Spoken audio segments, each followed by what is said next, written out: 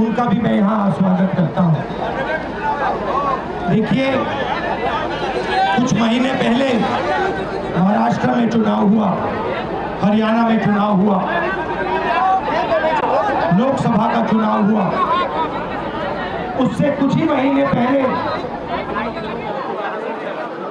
लोकसभा के चुनाव के कुछ ही देर बाद महाराष्ट्र और हरियाणा में विधानसभा का चुनाव हुआ।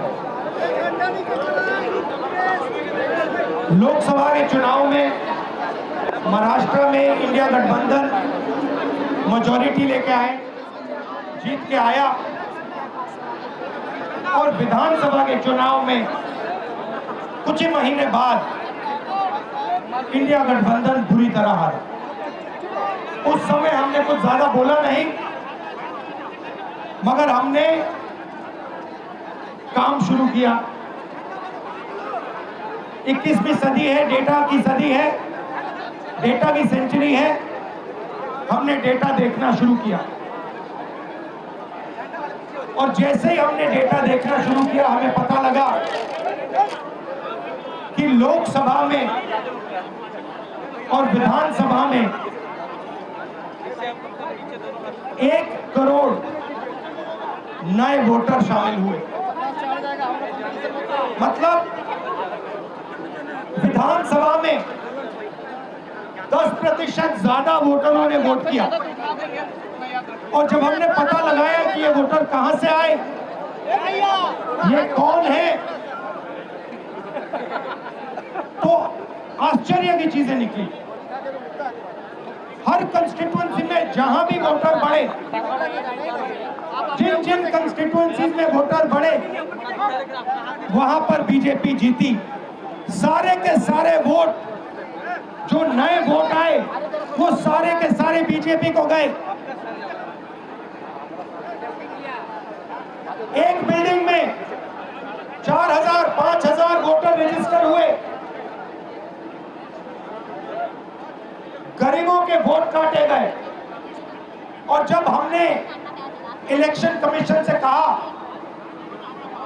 कि आप हमें वोटर लिस्ट दीजिए, आप हमें वीडियोग्राफी, जो हर पोलिंग बूथ में वीडियो लगा हुआ है, वो दीजिए, इलेक्शन कमीशन बिल्कुल शांत हो गया, चुप हो गया, एक शब्द नहीं कहा। एक बार नहीं, अनेक बार हमने उनसे कहा कि देखिए, कानून कहता है कि हमें वोटर लिस्ट दी जाए, कानून कहता है कि वीडियोग्राफी हमें दी जाए। आज तक महाराष्ट्र की वोटर लिस्ट हमें नहीं मिली। वीडियोग्राफी का कानून बदल दिया क्योंकि वो सच्चाई छुपाना चाहते हैं। यहाँ पे हम आए हैं, 7 मूर्ति हमारे पीछे है। यहाँ लोग शहीद हुए, संविधान के लिए शहीद हुए, और संविधान में लिखा है कि हिंदुस्तान के हर नागरिक को, चाहे वो किसी भी जात का हो, किसी भी धर्म का हो, हर नागरिक को एक वोट मिलना चाहिए। इलेक्शन कमीशन, मैं आपको साफ बोल रहा हूं, और आप जानते हो, मैं बिना बात को समझे, बिना गहराई में जाकर मैं नहीं बोलता हूं। मैं हिंदुस्तान की जनता को और बिहार की जनता को कह रहा हूं कि महाराष्ट्र का चुनाव चोरी किया गया था, और जैसे महाराष्ट्र का चुनाव चोरी किया गया था, वैसे ही बिहार का चुनाव चोरी करने की कोशिश की जा रही है। देखिए, उन्हें पता लग गया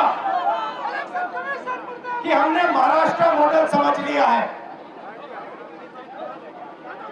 इसीलिए वो हम नया बिहार मॉडल लाए हैं। और मैं आपको साफ बताना चाहता हूं कि ये गरीबों का वोट छीनने का तरीका है। ये और मगर ये इन लोगों को मालूम नहीं है कि ये बिहार है।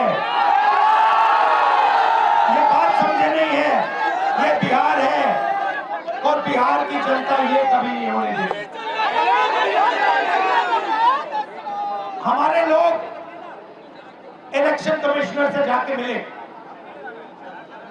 मैं नहीं था मगर सारे नेता गए और मैंने इनसे पूछा आपको क्या लगा, और सारे के सारों ने कहा कि इलेक्शन कमिश्नर बीजेपी और आरएसएस जैसे बात कर रहे हैं। वो भूल गए हैं कि वो किसी राजनीतिक पार्टी के नहीं है, वो हिंदुस्तान के इलेक्शन कमिश्नर है और उनका काम इस संविधान की रक्षा करने का है।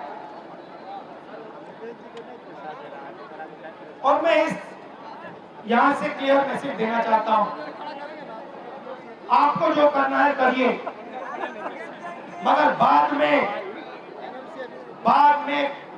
कानून आप पर लागू होगा।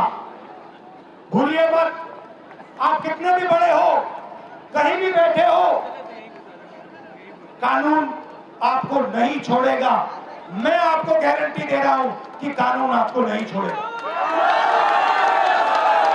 आपका काम बीजेपी का काम करने का नहीं है, आपका काम हिंदुस्तान के संविधान की रक्षा करने का है।